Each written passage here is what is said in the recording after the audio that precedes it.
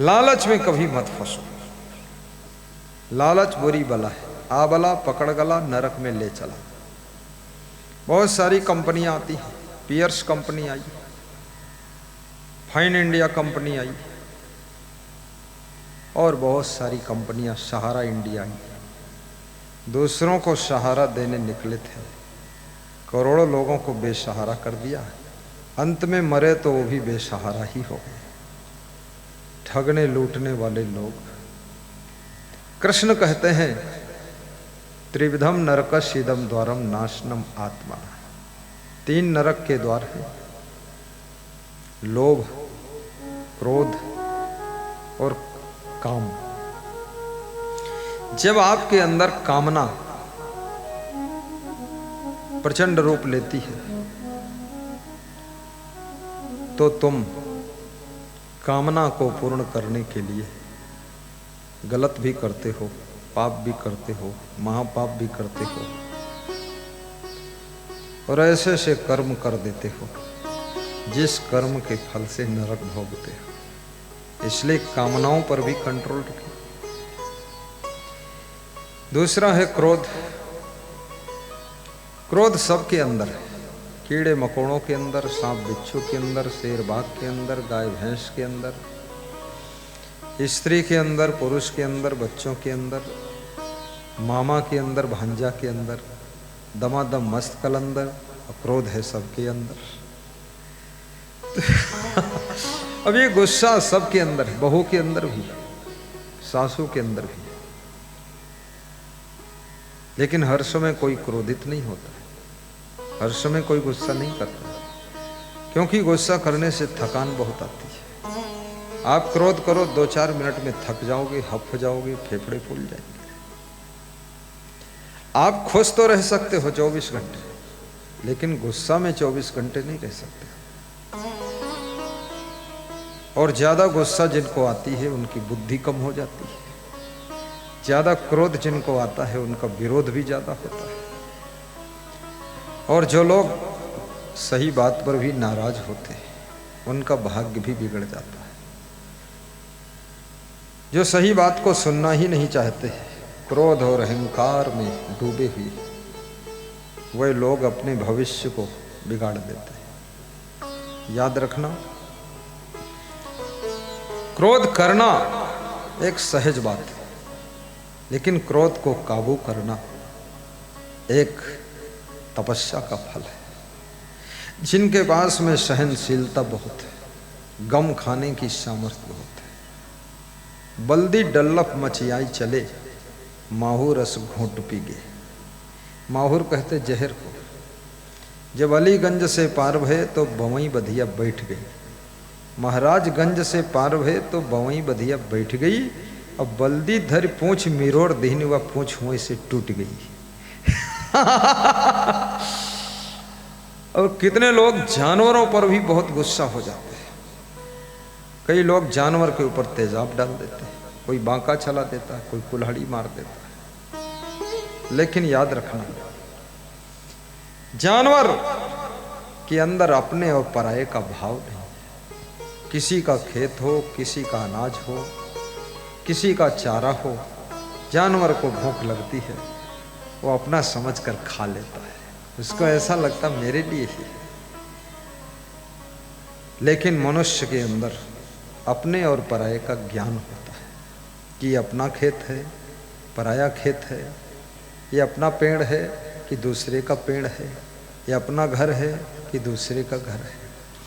वही व्यक्ति जब भोजन करने के लिए घर में आता है तो जोश में आता है, लेकिन वही व्यक्ति जब कहीं मेहमान बनता है तो सिर झुकाकर चुपचाप भोजन करके निकल जाता है, क्योंकि वो जानता है ये पराया घर है, ये अपना घर नहीं है, यहाँ सन्न फन्न नहीं चलेगी, यहाँ तो चुपचाप खा लो, निकल जाओ, यही ठीक है। जब तुम किसी दूसरे के घर में जाते हो, नमक कम है, ज़्यादा है, मिर्चा बहुत है या नहीं है, स्वाद है या नहीं है, खिचड़ी है कि रबड़ी है, आप मन मार कर खा लेते हो। ये भी नहीं कहते भोजन अच्छा नहीं लगा, लेकिन अपने घर में थाली फेंकते हो, भात फेंकते हो, दाल फेंकते हो, और चिड़चिड़ चिड़चिड़ करके भागते हो, इतना जोर से भागते हो संतोषपुर से कि मनेरू गांव में पहुंच जाते हो। क्यों ऐसा होता है? जहां जहां तुम सोचते हो मेरा अधिकार है, जहां जहां तुम सोचते हो ये मेरा है, वहां वहां तुमको ज्यादा जोश आएगा। इसलिए याद रखना, आपकी पत्नी जरूर है, लेकिन इसको ये मत समझो कि आपने खरीद लिया है। ये कोई सामान नहीं है जो 2-4 लाख में खरीद के बैठे हो। ये फ्रिज नहीं है जो 22,000 का ले आए हो। ये टीवी नहीं है, ये बीवी है। ये पैसे से नहीं, ये प्रेम से ही रहेगी, प्रेम से ही रहेगी। और ये भी मत समझो कि हमने पति को खरीद लिया। कितनी स्त्रियां बहुत ज़्यादा दहेज दे करके ससुराल आती हैं तो ऐसे ठसक के पांव धरती है कि भूकंप आता है, और धमक के पायल बजाती है तो सासू को दिमाग में ठनक जाता है, और ऐसा चूड़ियाँ छम छम करती हैं तो पति भी देख कर उलझ जाता है, ये क्या करना चाहती है। उसको पता नहीं 10 लाख दिया है, तुम्हारा 10वां तो कर ही देगी ये।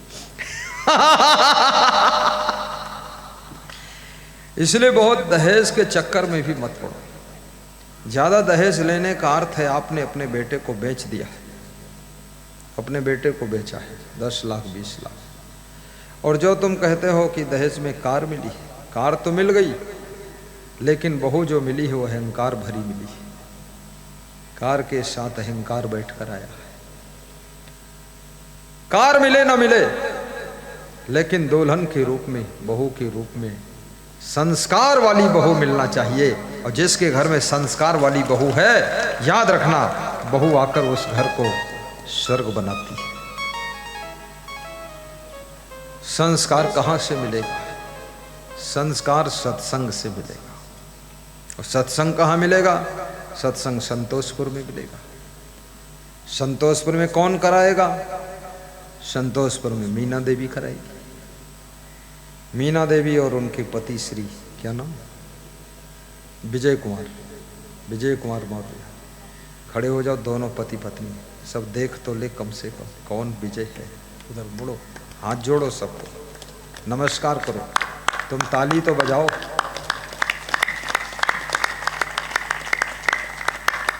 बैठो, विराजो बेटी, मीना जी बैठ जाओ। ये विजय कुमार 4 भाई है, और मीना देवी, इनके 4 देवरानी जेठानी 4 हो गई। पीछे जो बात कर रहा है इसको मना करो। ये पूरा हिंदुस्तान यही चलाता है। चले जाओ, डरो मत। यहाँ हाले डोले से थोड़े समझेगा। कौन है आदमी? पुलिस वाला है क्या? मना कर दो। कौन है? तुम जाओ, इसकी बुद्धि नहीं, उधर भगाओ। मना कर दो इसको कि भैया मान जाओ, लाल। देखिए, बहुत मोबाइल से बात करके आप किसी को समझाकर बुद्धिमान नहीं बना सकते। आप घंटों समझाओ, वो जैसा उसके पास बुद्धि है वैसा ही करेगा, क्योंकि बुद्धि कुदरती होती है, ठोंक बजा कर आएगी नहीं। इसलिए ज़्यादा बात मत करो। ज़्यादा जिसको समझाओगे वो तुम्हारा शत्रु हो जाएगा। सासुएं ज़्यादा बहू को समझाती हैं, इसलिए बहू सासू से नाराज हो जाती है कि ये हमको पूरा मूर्ख ही समझ ली, हर समय प्रवचन सुनोती। और कितनी सासुएं वास्तव में स्वयं मूर्ख है।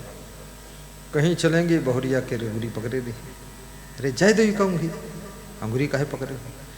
ये तो छलांग वाली लड़की है, इसको अंगुली पकड़ने की जरूरत नहीं है। हमारे पास में इतने संत, हम इनकी अंगुरी पकड़ते नहीं। ये हमारी पकड़े अंगुरी, हम इनकी काहे पकड़े? क्योंकि हमका गिरक धोखा कम है, इन्हें धोखा ज्यादा है। आदमी 2 तरह से गिरत है, या तो शरीर से गिर जाए या तो मन से गिर जाए। ज्यादा बहुरी एक चक्कर में न पड़ो।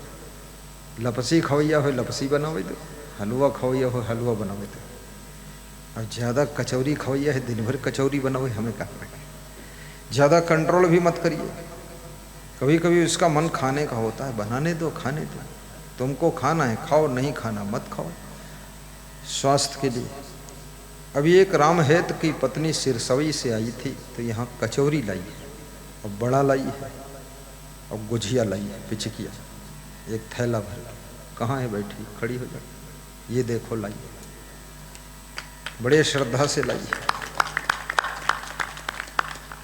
तो सब बताया ये सामान है, खोल के मैंने देख लिया, खोल के देख लिया, फिर संतों के बीच में रखवा दिया। अब संत जिसकी श्रद्धा होगी तो एक एक कचौरी खा लेगा, और जिसकी श्रद्धा ज़्यादा होगी तो दो दो गुझिया खा लेगा, और जिसकी श्रद्धा नहीं होगी तो वो संतोष कर लेगा, और जिसका ज़्यादा इच्छा होगी तो 10-20 खा लेगा। कोई बात नहीं, ले जाओ। अगर कोई पूरा भी खा ले तो भी दुखी नहीं होना है, कम से कम उसका मन खुश हो गया। अपन तो ठीक है, दाल चावल भी खा लेंगे, और दाल चावल भी एक दिन नहीं खाओगे तो और ज़्यादा बुद्धि बढ़ जाएगी। बहुत खाने की ज़रूरत ही नहीं। आदमी ज़रूरत से ज़्यादा खा रहा है, ज़रूरत से ज़्यादा सो रहा है, ज़रूरत से ज़्यादा कपड़े पहन रहा है, ज़रूरत से ज़्यादा आदमी बोल रहा है, ज़रूरत से ज़्यादा मोबाइल रख रहा है, ज़रूरत से ज़्यादा आदमी सारा उपद्रव खड़ा कर चुका है। आवश्यकताओं में जो जीवन जीता है उसे सुख मिलता है, और जो इच्छाओं में जीवन जीता है उसको बेहद दुख मिलता है। और जो व्यक्ति विवेक पूर्वक जीवन जीता है उसको अथाह शांति मिलती है, अथाह शांति मिलती है।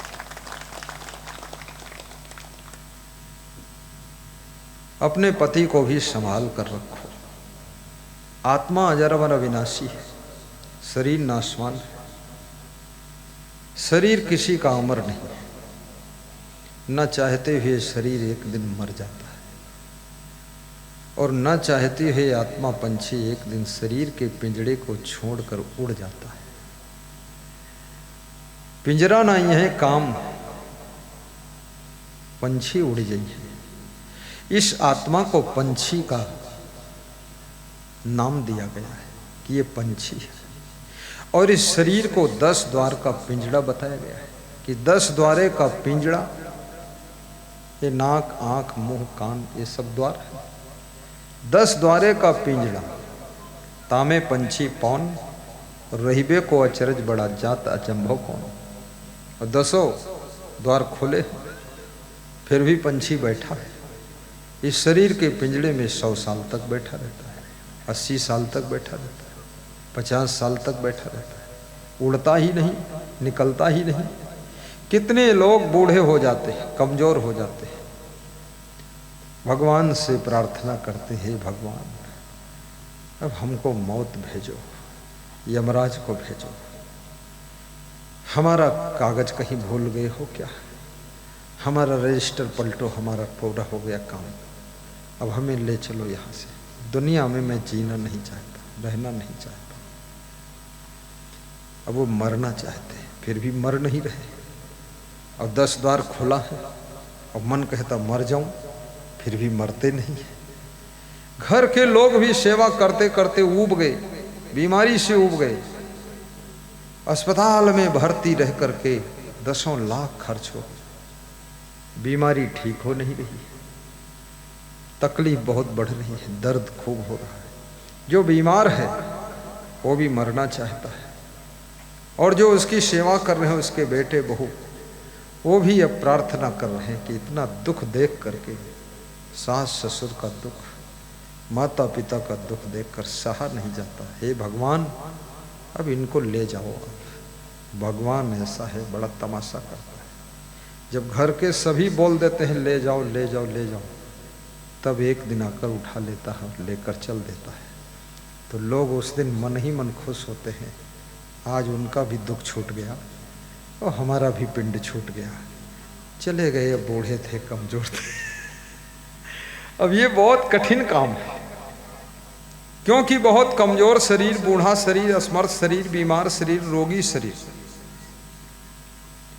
ज्यादा दिन अगर रह जाए तो उसको ढोना ही पड़ता है।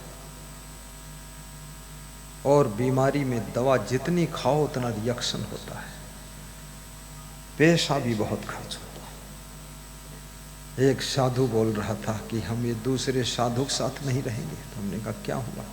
बोले लाखों रुपए की दवा खाई गई। तो हमने कहा क्यों खाई? कहीं हालत डौलत नहीं है, बैठ रहते, झाड़ू भी नहीं लगाते और बीमार होते, थोड़ा हाल डोलें तो ठीक हो जाए। तो हम कहते तो तुम हलाई डोला दिया करो। बोले तन को हाल डोले कह दे तो नाराज बहुत होते, तो हम इनके साथ रही भाई नहीं करी। बोले हमारी दक्षिणा सब यह दवाई खाएगी, हम भाई साझा ना करीब इनका। अब ये कितना साधु भी बहुत आलसी है, बहुत आदी। पड़वा है, पड़वा पड़ा रहता है, नाक बजाता रहता है, पड़ा रहता है। पड़वा नाम पड़ा क्यों उसका? पड़वा इसीलिए नाम पड़ा है कि भैंस के दूध पी लेते, थोड़ा बहुत भूसा खा लेते, फिर दिन भर पड़ा रहते, सोवा करते, नहीं सो तो हूँ आँखी मूंदे पड़ा है, तो उसका नाम पड़वा है। ऐसे मनुष्यों में भी घर घर एक एक दो दो पड़वा है, और स्त्रियों में भी दो चार पड़िया भी है। अब पड़वा और पड़िया का विवाह हो जाए तब तो पूरा घर फफोला पड़ गया। पति पड़वा और पत्नी पड़िया, अब बीच में फंसे सास ससुर और माता पिता। अभी पड़वा पड़िया कह कैसे का करें, उठता ही नहीं।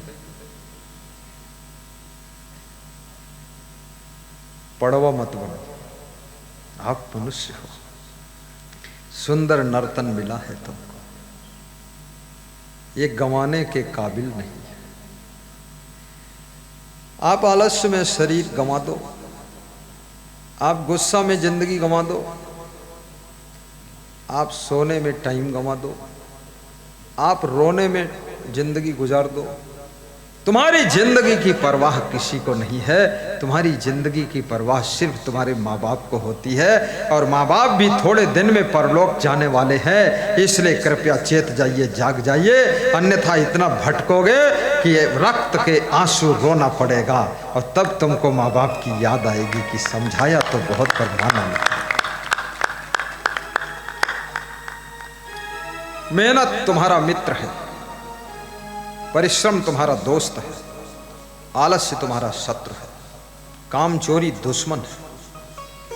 आपका भाग्य बिगड़ेगा, आपका भाग्य बनेगा, आपका भाग्य सुधरेगा, आपका भाग्य नष्ट